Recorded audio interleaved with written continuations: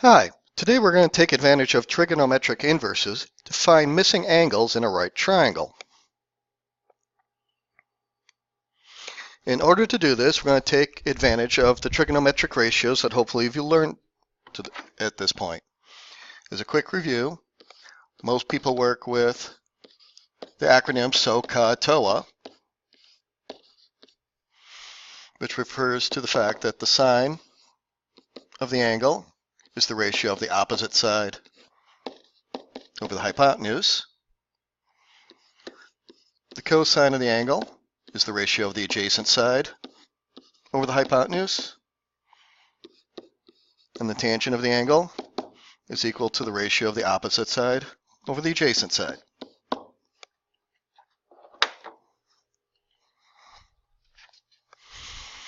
If we look at the first example to take care of this, what you're going to want to do to find the requested angle is you locate the angle, and then you want to identify the sides. If we look at it, in this case, we are given 6.8. Since it's across from the angle, this will be the opposite side. The 10.7 will be the adjacent side.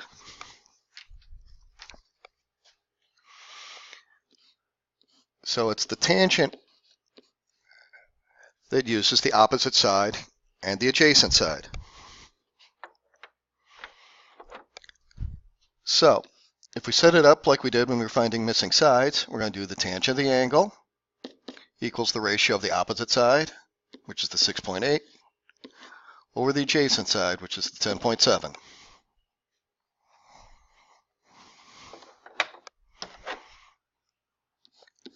To actually find the angle, we need to get rid of the tangent.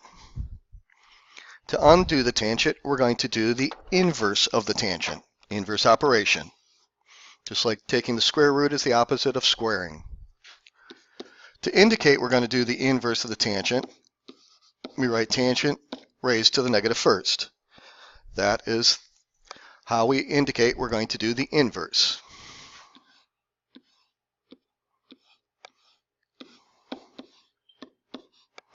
So we're going to do the inverse of our fraction. To do this on our calculator, we need to take a look at a couple things. First of all, we need to go to the mode button. What we need to check is to see if the calculator is in radians or in degrees. For what we are doing, we would like the calculator to be in degrees. So we want to get to where the degrees is highlighted and hit enter.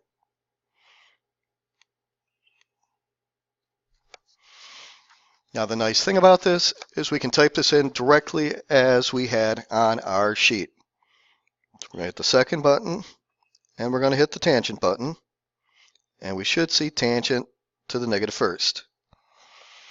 At this point, we now type in our fraction, the 6.8, divided by the 10.7. And we will see that we got 32.436, etc. degrees.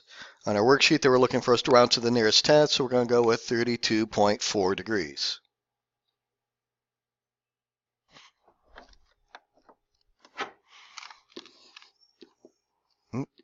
There we go. 32.4 degrees. If for whatever reason you also have to find the other angle, hopefully that you remember that the interior angles of a triangle will add up to 180. So we'd have the 32.4 degrees plus the 90-degree angle plus the one we want to find, or the extra one we want to find actually, is going to equal 180 degrees. If we do the math on this, hopefully you should get 67.6 degrees. Now for the work we're doing right now, we're only finding the one angle. But that's a good refresher. Let's look example 2. The angle we're looking for is in the bottom left. This time the 5 is going to be the adjacent side. The 15 is going to be the hypotenuse. So with the adjacent and the hypotenuse, we hopefully pick out the cosine.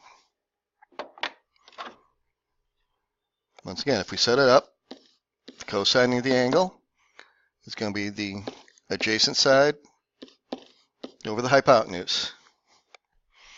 Some people have noticed at this point that 5 divided by 15 is 1/3. If you'd like to simplify it, you can. However, since we're using our calculator, this is not necessary.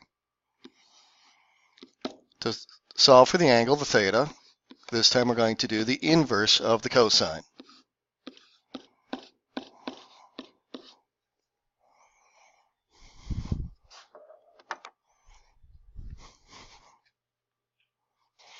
So this time on the calculator, we're going to hit the second button and the cosine button. So we should see cosine to the negative first. And like I said, we could use the simplified version, or although we don't need to, we could just do 5 divided by the 15. And we'd see we got 70.5 degrees.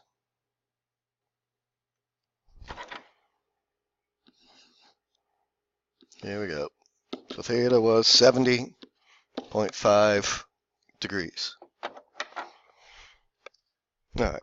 We're going to speed this up a little bit here for the last 4. All right, so for 3, if we take a look, angle is in the top left. 12 will be the opposite side. 15 will be the adjacent side. Opposite and adjacent is that tangent ratio. So the tangent of the angle equals 12 over 15. So it means the angle is going to be the inverse tangent of 12 divided by 15. Why don't you pause the video here for a second and see if you can get the answer.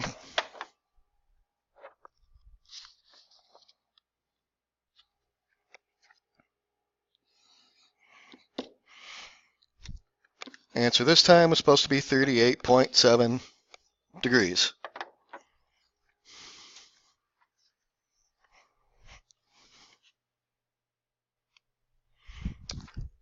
Let's look at number 4. Angles on the bottom right. 6 is the adjacent side. 14 would be the hypotenuse.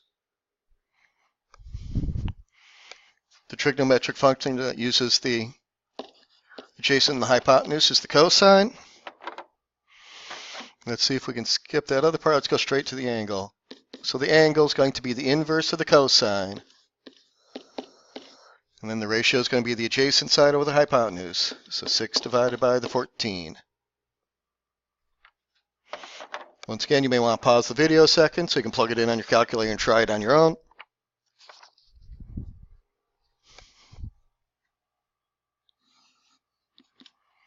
If you work this out, the angle should have been 64.6 degrees.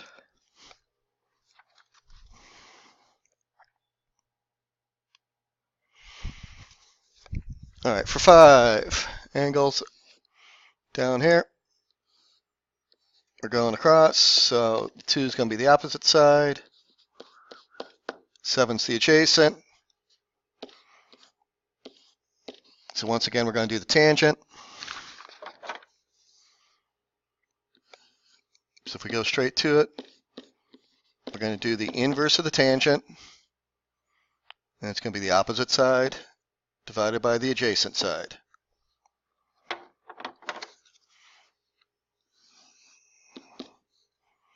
Plug it down your calculator.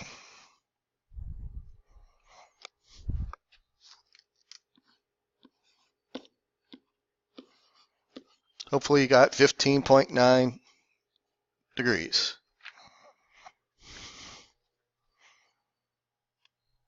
And the last one, number 6. Angles on the bottom right. 5 is the opposite. 16 is the hypotenuse. So the trig function using the opposite and the hypotenuse would be the sine, just in case you didn't think it actually got used. So if we go right to it, we can do the inverse of the sine. That's going to equal 5 divided by 16. Plug it in on your calculator, and hopefully you got 18.2 degrees. So there you have it, using inverse trigonometric functions to find the missing angles. Good luck.